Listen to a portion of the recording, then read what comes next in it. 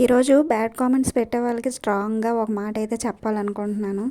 అసలు మీరు వీడియోస్ చూసి బ్యాడ్ కామెంట్స్ పెడతారా? లేదంటే ఒళ్ళు ఉండబట్టక తిన్నది అరక్క బ్యాడ్ కామెంట్స్ పెడతారా? పని పాట లేకుండా పడుకొని రీల్స్ చూసుకునే మీకు ఒక యూట్యూబ్ని మేనేజ్ చేస్తూ ఇటు ఇంటిని పిల్లల్ని మేనేజ్ చేసుకుంటూ వీడియోలు తీసి అప్లోడ్ చేయాలంటే ఎంత కష్టమో మీకు తెలుసా? దాని వెనకాల ఎంత బాధ ఉంటుందో, ఎంత ఇబ్బంది ఉంటుందో మీకు ఏమైనా తెలుసా అసలు?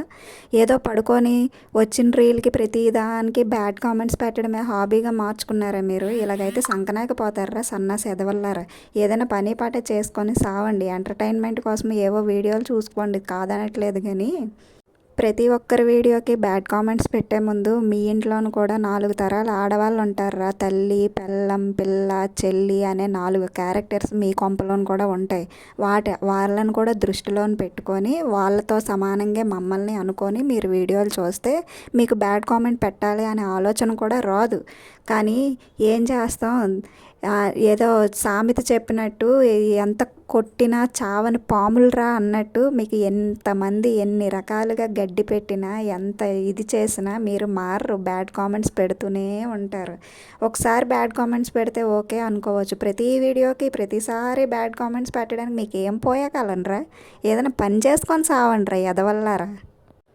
నేను నిన్న ఒక యూట్యూబ్ ఛానల్ అయితే చూశాను. ఇంతగా రియాక్ట్ అవ్వడానికి కారణం ఏంటంటే ఆ ఛానల్లోనే పెట్టే బ్యాడ్ కామెంట్సే.